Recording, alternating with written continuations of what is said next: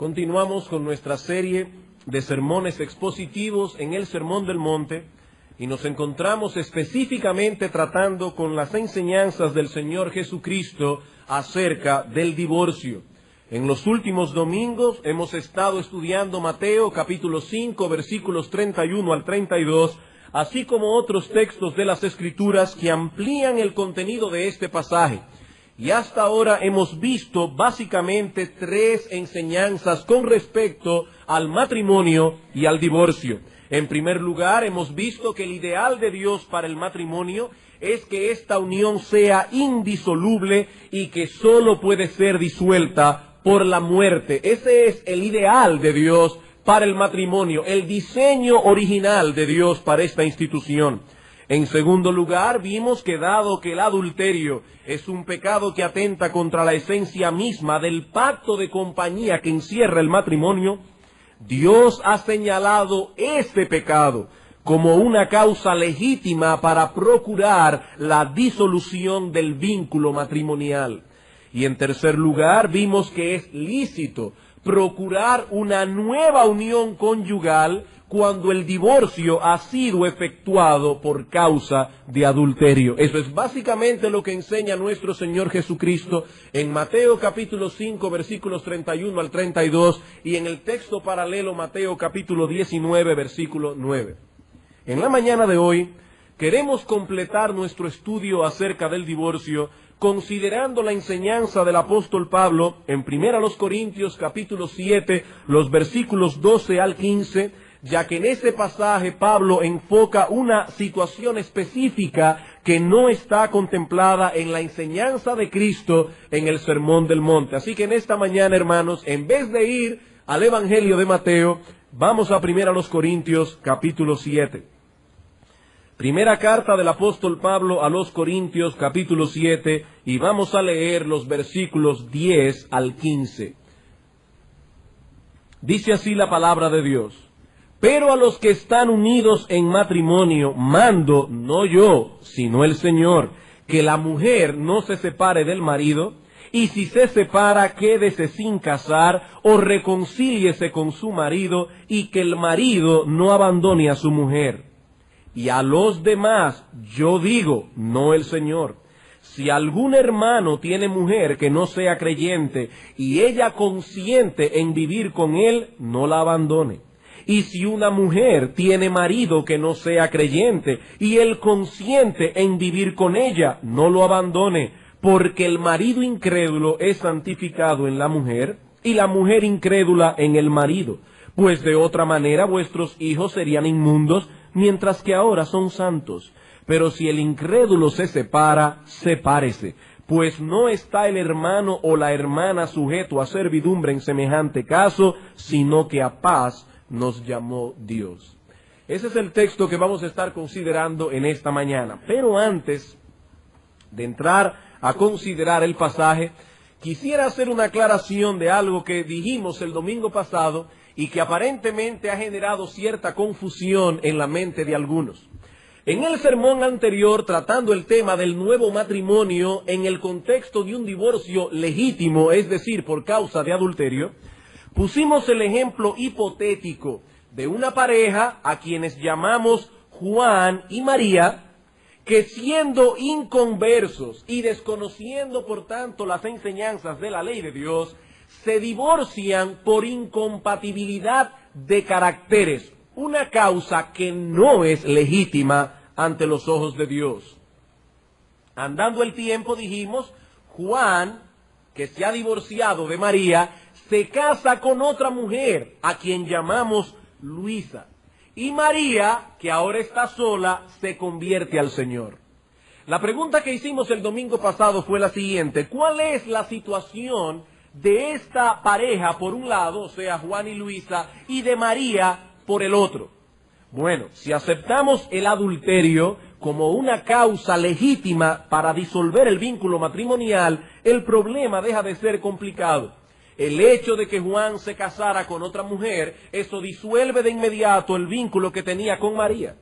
De manera que María queda libre de casarse con quien quiera, con tal que sea en el Señor y Juan queda legalmente casado con Luisa.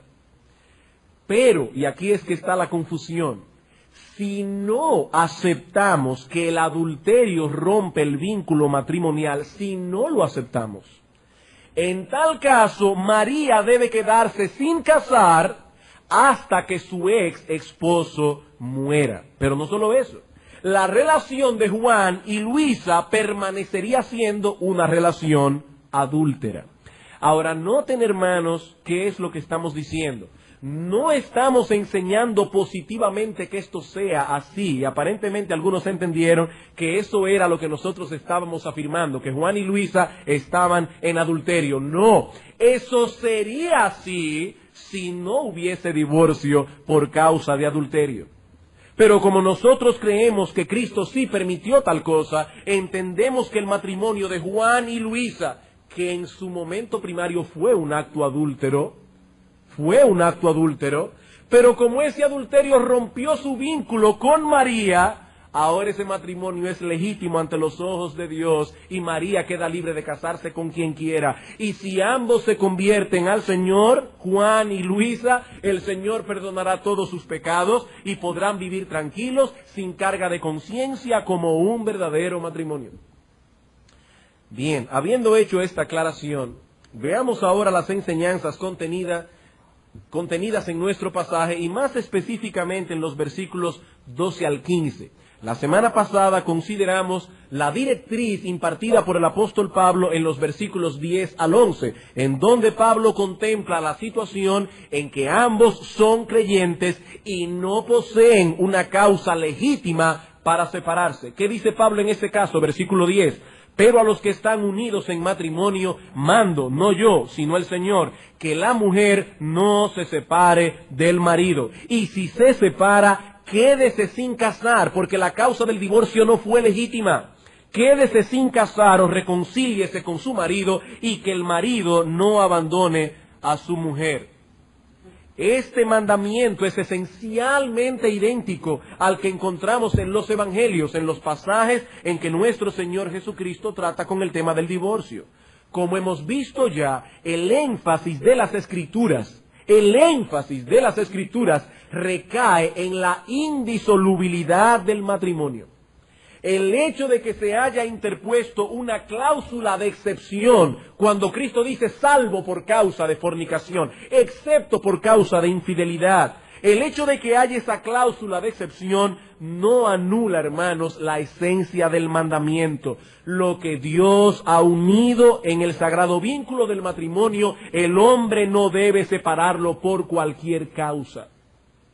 Por consiguiente, si una mujer se separa de su marido, o viceversa, sin tener una causa legítima, debe quedarse sin casar, por cuanto Dios no aprueba tal separación. Ahora bien, hermanos, el apóstol Pablo no incluye aquí el caso de separación por adulterio, por cuanto eso no venía al caso. Él está presuponiendo que la causa de la separación no es legítima, ya que el problema del adulterio ni siquiera es mencionado en nuestro texto en 1 Corintios 7. Pero el silencio del apóstol no significa que Pablo difiera en su enseñanza de lo que el Señor estableció en Mateo 5:32 y en Mateo 19:9. Estos textos no se contradicen, se complementan. A partir del versículo 12, vemos que Pablo da un giro distinto a su tema. Ahora tratará con el caso de los matrimonios mixtos. ¿Y qué es eso de un matrimonio mixto? En donde uno de los cónyuges es creyente y el otro es incrédulo. Eso es un matrimonio mixto. Uno de los cónyuges es cristiano, el otro no lo es.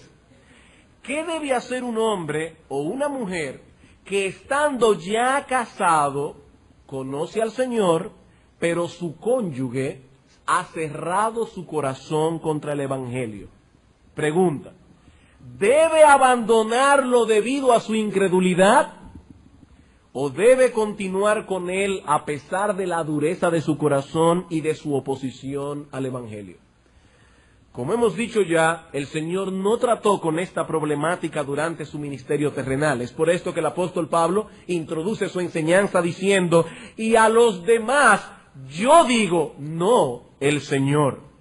No que Pablo estuviese aquí hablando de su cuenta fuera de la inspiración del Espíritu Santo.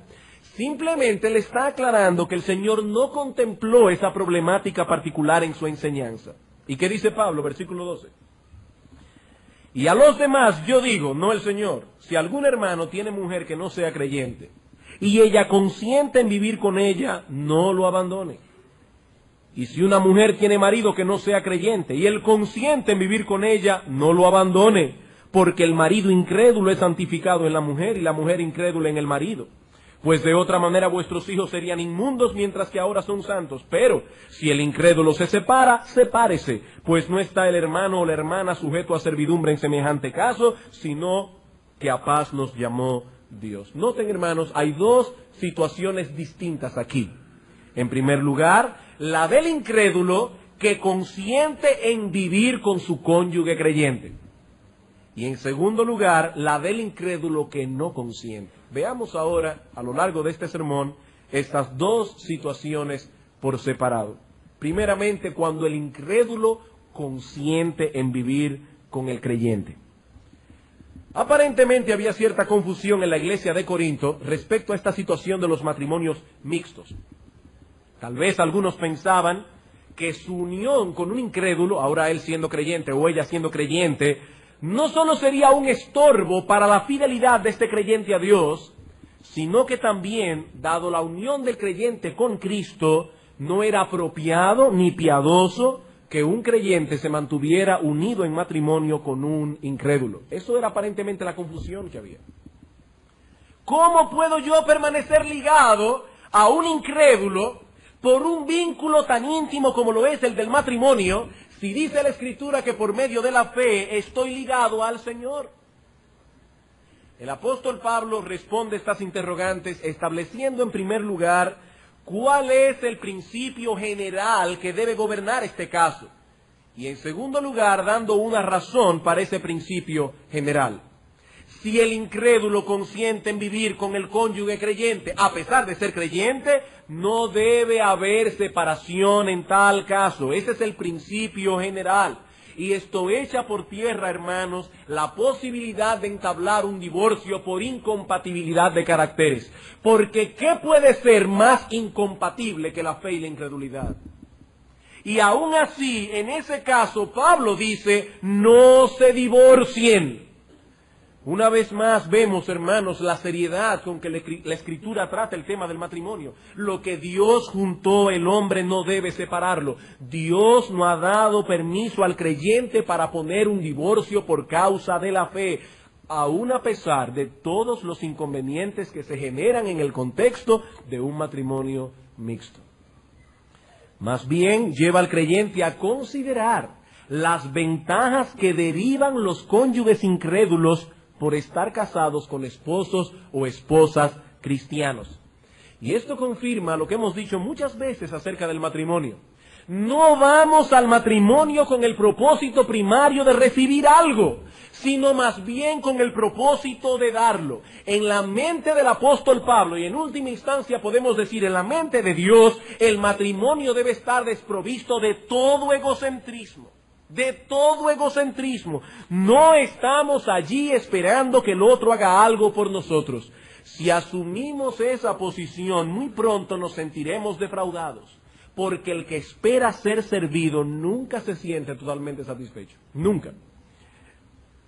Los demás no siempre dan importancia a lo que nosotros le damos importancia.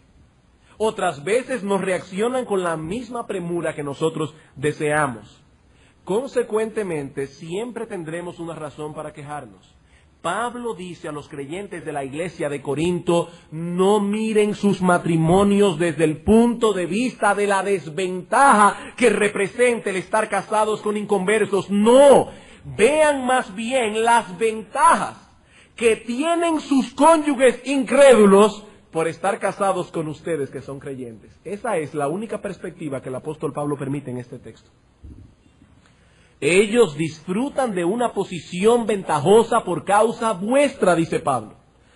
Ah, pastor, pero mi esposo incrédulo no lo ve así. Él considera más bien una desgracia que su esposo sea evangélica. Sí, hermanas, No podemos esperar que vuestros esposos entiendan el privilegio que ellos tienen al estar casados tan cerca de la luz. No, pero el hecho de que ellos no lo entiendan no quiere decir que tal cosa no sea una realidad. ¿Qué dice Pablo en nuestro texto? El marido incrédulo es santificado en la mujer. Y la mujer incrédula es santificado en el marido cristiano. Y no solo eso, sino que aún los hijos, dice Pablo, reciben el beneficio de que uno de sus padres sea creyente. Es indudable que se generan problemas en la crianza de los hijos por el hecho de ser un matrimonio mixto. Pero Pablo está diciendo, para un niño es 1000 veces mejor que uno de sus padres sea cristiano y no que los dos sean inconversos. Yo sé que algunos pueden estar preguntándose, pastor, ¿y qué quiere decir el apóstol Pablo allí cuando dice que el cónyuge incrédulo es santificado en la mujer creyente? O la mujer creyente incrédula en el cónyuge cristiano. Bueno, veamos en primer lugar lo que esto no significa. Esto no quiere decir que el cónyuge incrédulo será salvo por la fe del cónyuge creyente. Eso no es lo que significa. La salvación es una experiencia individual. Nadie puede salvarse por la fe de otro. Vamos al Evangelio de Juan por un momento, en el capítulo 1. Evangelio de Juan, capítulo 1, vamos a leer los versículos 12 al 13.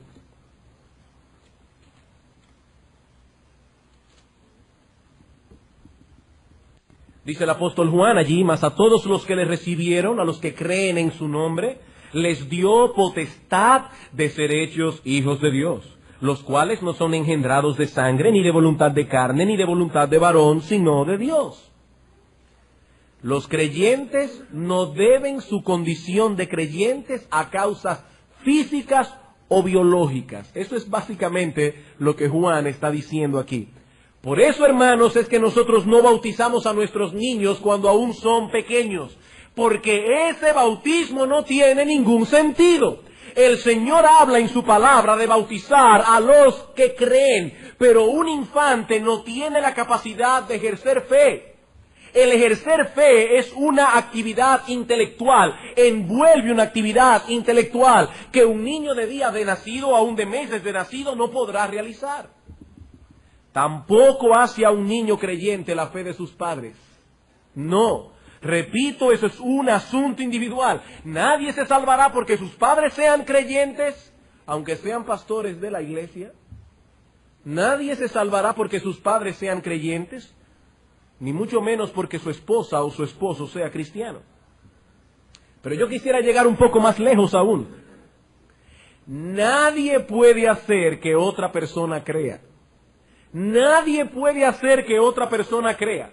Por más piadoso que sea un marido, por más piadosa que sea una esposa, no podrán convertir a sus cónyuges incrédulos.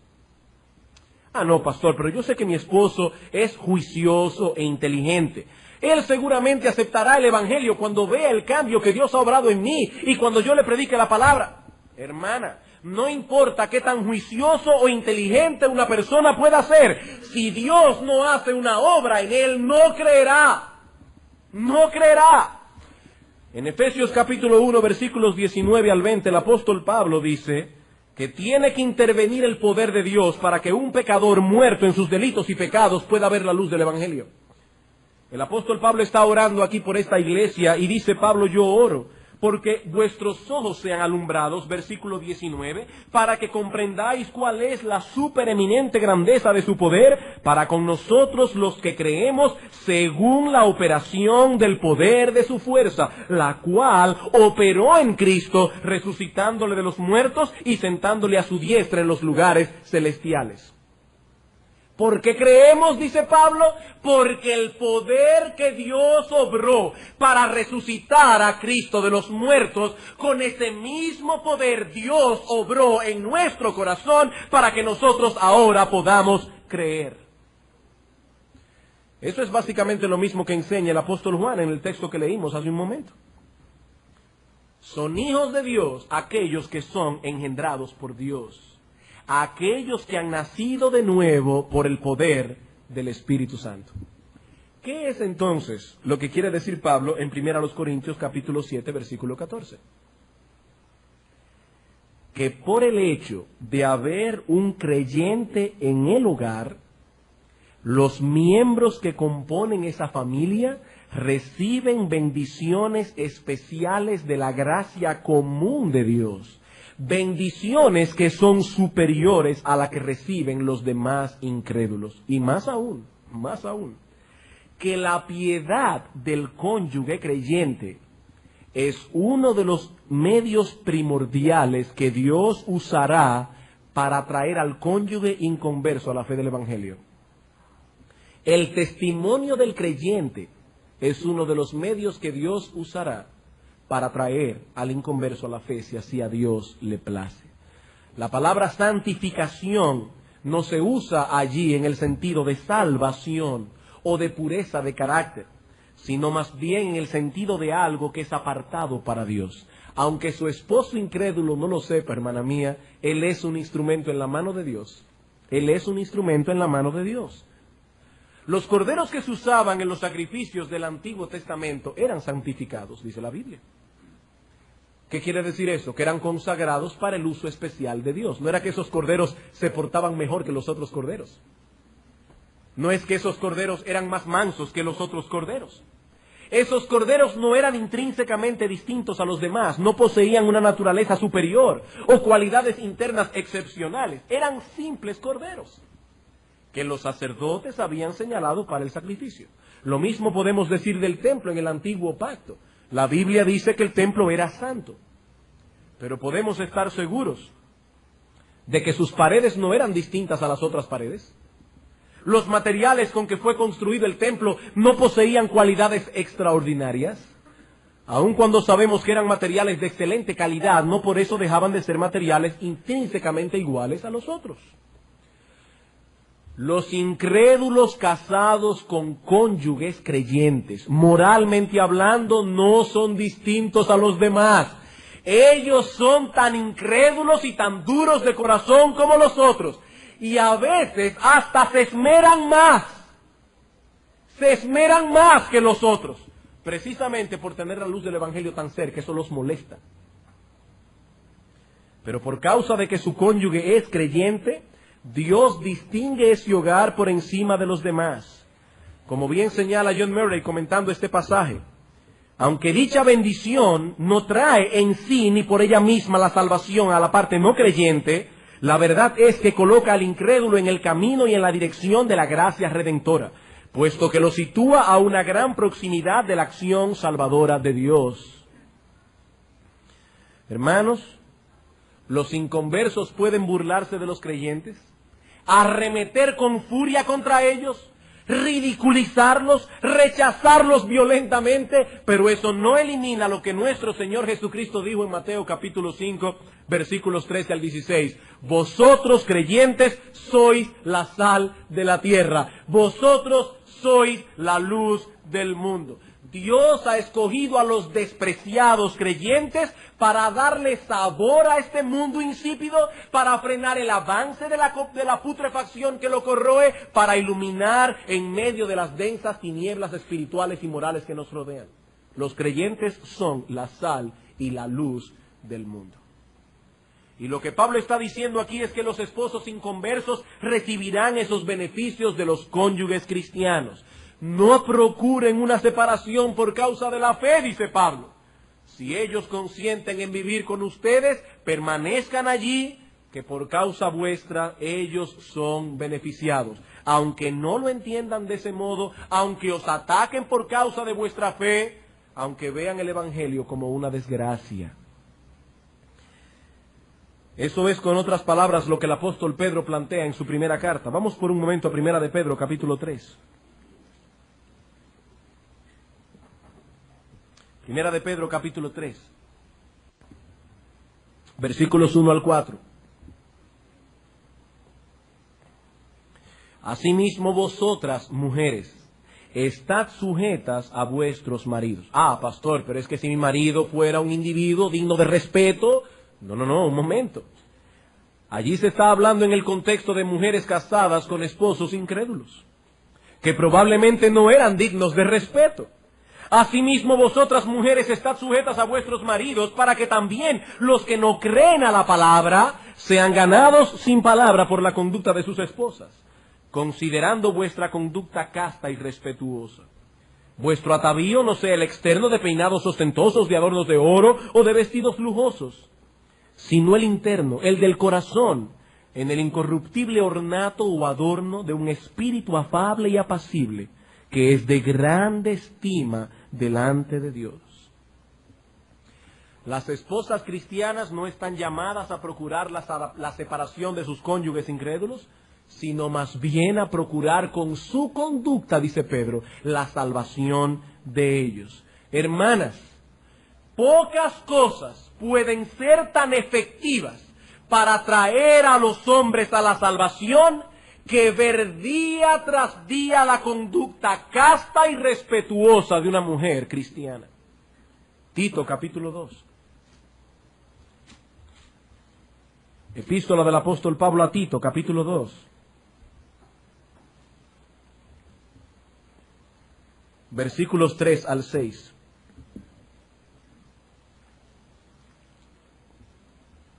Las ancianas asimismo sean reverentes en su porte, no calumniadoras, no esclavas del vino, maestras del bien, que enseñen a las mujeres jóvenes a amar a sus maridos y a sus hijos, a ser prudentes, castas, cuidadosas de su casa, buenas, sujetas a sus maridos. ¿Para qué? Para que la palabra de Dios no sea blasfemada. Pablo está diciendo, si no lo hacen, la palabra de Dios será blasfemada. Pero si vemos el texto a la inversa, lo que él está diciendo es que el comportamiento de una mujer piadosa promueve la gloria de Dios y la aceptación de la veracidad de las Escrituras. Y no piensen, hermanas, que esto se aplica únicamente a las que tienen esposos inconversos. Estos textos son de aplicación universal. Promovemos la gloria de Dios, promovemos el bien de su iglesia cuando nos conducimos en la esfera propia que Dios nos ha asignado como esposos y esposas. Cuando una mujer le habla a su marido, sea creyente o no, cuando una mujer le habla a su marido con un tono áspero, mandón, irritante, como si su esposo fuese un niño o como si fuese su criado personal, la palabra de Dios corre el peligro de ser blasfemada. Y a veces escuchamos a las mismas esposas, hermanas de nuestra congregación, contando como si no fuese nada la manera en que le hablan a sus maridos. Yo le dije el otro día claramente que fuéramos a comer fuera porque yo no iba a cocinar. Y uno se queda con la boca abierta pensando cómo podemos congeniar esa forma de hablar con Primera de Pedro 3, o con Tito 2, o con Efesios capítulo 5. ¿Imaginan ustedes, hermanos, a la iglesia hablándole a Cristo de ese modo? Diciéndole al Señor, bueno, yo no sé lo que vas a hacer con este mandamiento, pero yo no estoy dispuesta a llegar tan lejos en mi obediencia. No, ni siquiera podemos concebir a la iglesia dirigiéndose al Señor de esa manera. ¿Y qué dice el apóstol Pablo en Efesios capítulo 5 acerca de las esposas? Que las esposas deben estar sujetas a sus maridos, así como la iglesia está sujeta a Cristo. Esa es la enseñanza clara de la palabra de Dios. Aún nuestro hablar, nuestro tono de hablar, debe reflejar ese espíritu afable y apacible del que habla Pedro en su carta. ¿Para qué? Para que la palabra de Dios no sea blasfemada. Para que incluso los que no creen a la palabra sean ganados sin palabra por la conducta de sus esposas. Lejos entonces de alentar a los creyentes a procurar la disolución de su matrimonio, las Escrituras más bien los exhorta a continuar esa relación y a procurar dentro de ella un clima de piedad y de santidad, aún en medio de los ataques que sabemos que somos objetos los cristianos de parte de los incrédulos. Hermanos, Dios obra a través de medios. Dios obra a través de medios. Y uno de los medios primordiales que usará para traer a algunos a la salvación es el testimonio piadoso de un esposo o una esposa que no solo profesa la piedad, sino que vive conforme a ella. Pero no olviden por el otro lado que pocas cosas pueden ser tan efectivas para endurecer el corazón de un incrédulo y alejarlo de la salvación que el testimonio incongruente de un cónyuge que profesa la fe. Pocas cosas pueden ser tan efectivas para mandar a un individuo al infierno. Pero pastor, si mi esposo es elegido, se salvará como quiera, aunque yo me comporte como un demonio. Y si no es elegido, no se salvará, no importa qué tan santa y madura yo pueda llegar a ser. Hermanos, repito, Dios obra a través de medios. No conocemos los decretos de Dios, pero si no usamos los medios que Él ha provisto para obtener un fin, somos unos pretenciosos si pensamos que alguna vez podremos obtener ese fin. Pablo dice en 2 Timoteo capítulo 2, versículo 10, escuchen, por tanto, todo lo soporto por amor a los escogidos, para que ellos también obtengan la salvación que es en Cristo Jesús con gloria eterna. Qué paradójico. Son elegidos, dice Pablo, pero aún así me esfuerzo para que sean salvos, haciendo todo lo que esté a mi alcance para que ellos obtengan la salvación. Y en Juan capítulo 5, versículo 34, el Señor dijo a los judíos, yo no recibo testimonio de hombre alguno, refiriéndose al testimonio que Juan el Bautista había dado de él. Pero escuchen lo que sigue diciendo. Mas digo esto para que vosotros seáis salvos. Estas cosas, dice Cristo, contribuyen a vuestra salvación. Las hablo para que ustedes sean salvos. Esposos amantes, esposas sumisas, serán instrumentos poderosos en las manos de Dios para traer a los cónyuges incrédulos al conocimiento de Cristo. Pero a la inversa, esposos ásperos y descuidados, que profesan ser cristianos pero no se comportan como tales, amando a sus esposas como Cristo amó a la iglesia. Y esposas que niegan con su conducta su profesión de fe, serán instrumentos en las manos del diablo para endurecer el corazón de sus cónyuges y mandarlos al infierno. Las dos cosas están enseñadas en las Escrituras. Hermanos, no desestimen el poder y la eficacia de un testimonio. No desestimen el poder y la eficacia que tiene un buen testimonio. Aunque ustedes no estén viendo actualmente ningún fruto visible en vuestros cónyuges incrédulos, perseveren, hermanas, manifestando la veracidad de vuestra fe a través de una conducta piadosa. Pablo dice que el marido incrédulo es santificado en la mujer y la mujer incrédula en el marido. Si ellos consienten en continuar el matrimonio a pesar de tu fe, continúa, puesta tu confianza en la obra que Dios puede hacer a través de tu testimonio. Ahora bien, eso es en el caso de un incrédulo que consiente en vivir con su cónyuge creyente. Pero ¿qué del caso contrario? ¿Qué del caso contrario? Eso es precisamente lo que Pablo trata en el versículo 15. Cuando el incrédulo no consiente en vivir con el cónyuge creyente. Versículo 15, volvamos a nuestro texto de 1 Corintios 7 otra vez. 1 Corintios capítulo 7, versículo 15.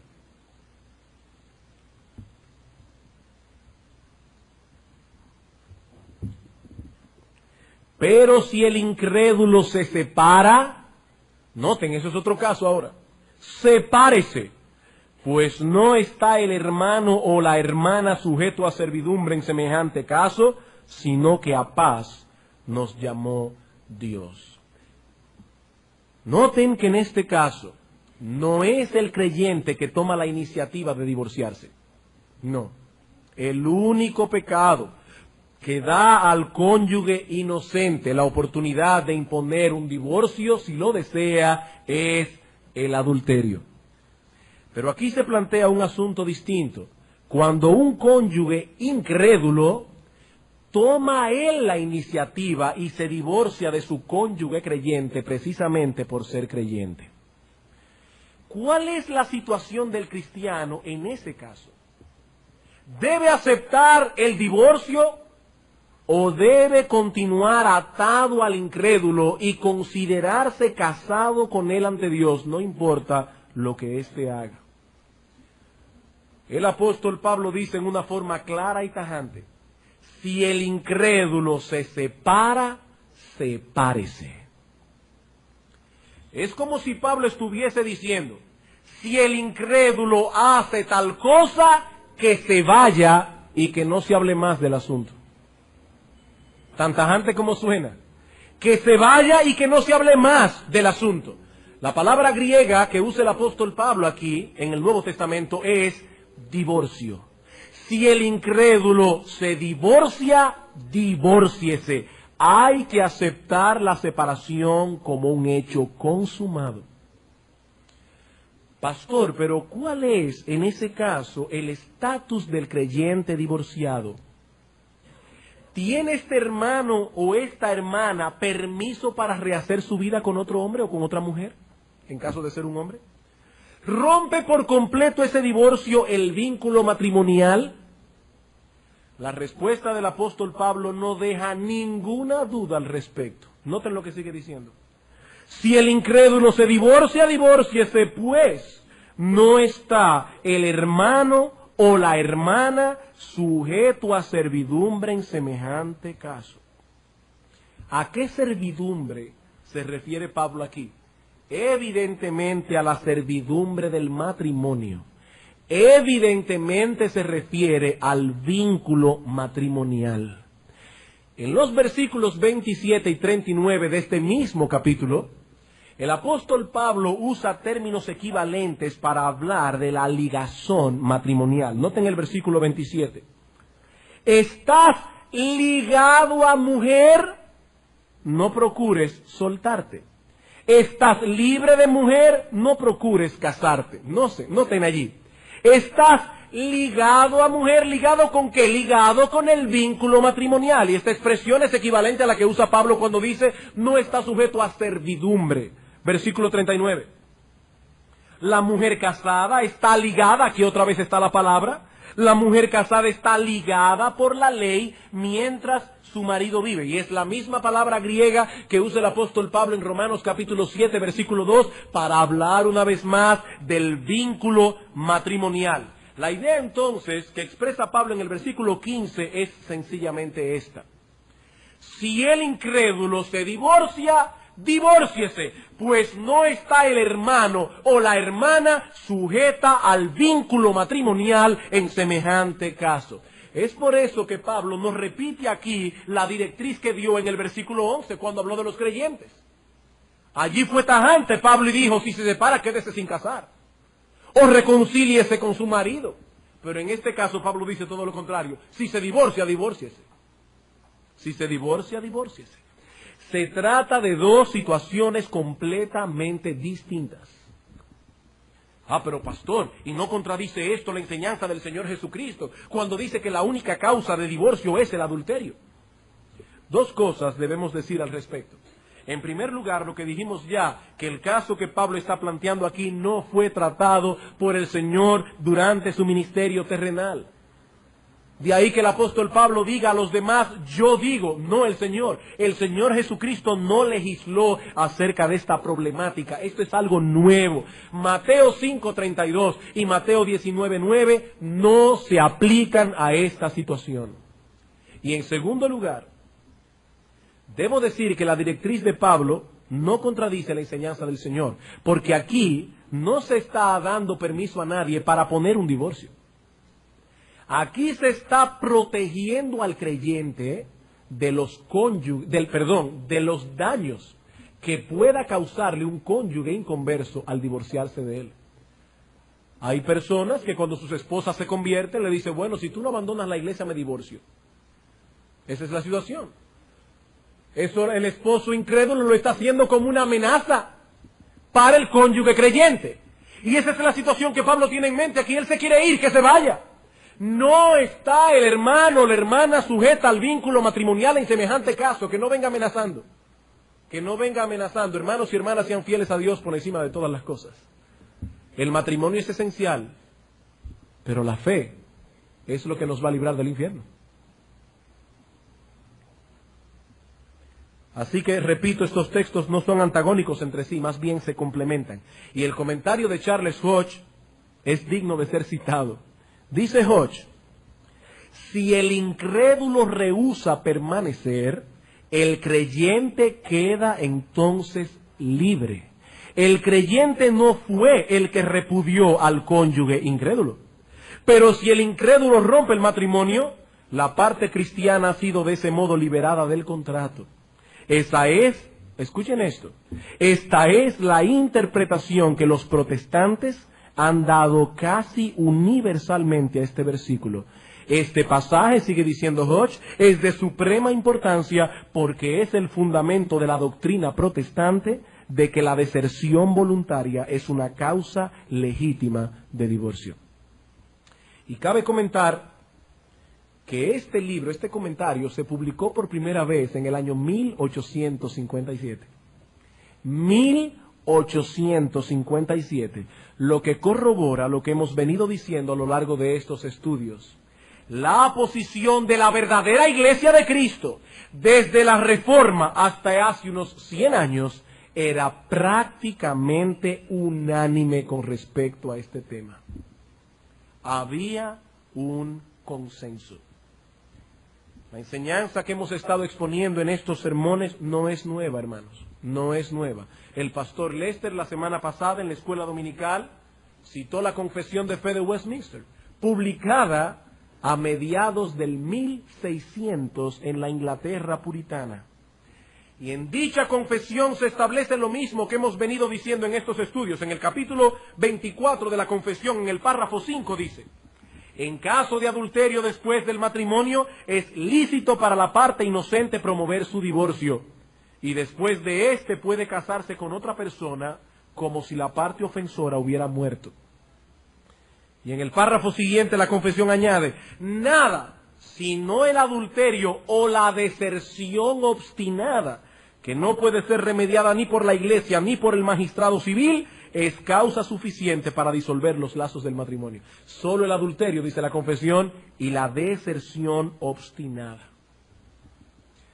Pero como hemos repetido vez tras vez, nosotros no creemos estas cosas por el hecho de que muchos grandes hombres de Dios la hayan creído y predicado en el pasado. No, la creemos porque entendemos, y pienso que lo hemos probado en estos estudios, en estos domingos, que esta es la clara enseñanza de la todo suficiente e infalible palabra de Dios.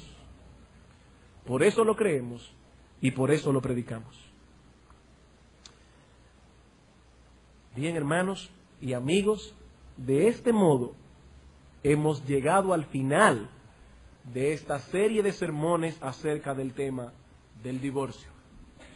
Pero no quisiera concluir sin antes recalcar que no debemos poner tanta atención a lo que la Escritura establece acerca del divorcio que perdamos de vista lo que enseña acerca del matrimonio. Hermanos, hemos hecho un esfuerzo enorme en estos 4 domingos que hemos tratado este tema para clarificar ese asunto.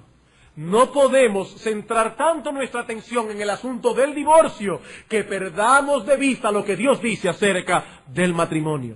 Si algo ha quedado claramente establecido en estos sermones es la importancia que Dios da al matrimonio en las Escrituras.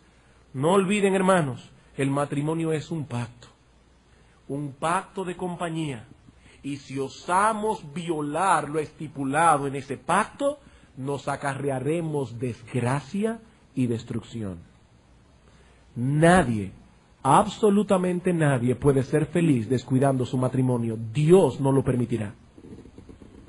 Dios no lo permitirá. Cuando Dios ve a un hombre o a una mujer tomando a la ligera las estipulaciones del pacto de compañía que involucra el matrimonio, Dios se encargará de hacer a ese hombre y hacer a esa mujer un desgraciado para el resto de su vida. Dios no lo permitirá. No olviden lo que es un pacto, hermanos. No olviden lo que es un pacto. Un pacto es una promesa jurada, una promesa a la que le hemos interpuesto un juramento. ¿Y cuál es el significado que había en el Antiguo Testamento cuando aquellos hombres partían un becerro en dos y pasaban por el medio del becerro partido para confirmar su pacto? ¿Cuál era el significado? Ellos estaban llamando sobre sí un juicio autocondenatorio y estaban diciendo: así me parta Dios si yo rompo los vínculos, el vínculo del pacto estipulado en este acuerdo. Así me parta Dios. El matrimonio es un pacto, no es un juego. Y cuando nosotros tomamos a la ligera las estipulaciones de ese pacto, Dios envía sobre nosotros sus juicios condenatorios. Hermanos, que Dios nos ayude a velar por nuestros matrimonios, a cuidarlos como una planta delicada de inapreciable valor, porque la estabilidad de la iglesia, la estabilidad de la nación y nuestra propia estabilidad emocional están en juego en esto. En juego. No tomemos, hermanos, estas cosas a la ligera. Vamos a orar.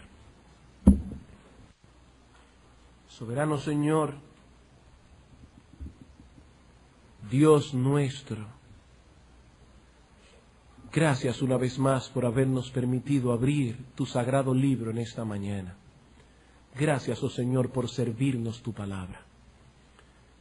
Padre, mira la cantidad de hermanos y hermanas aquí en nuestra iglesia, casados con cónyuges incrédulos.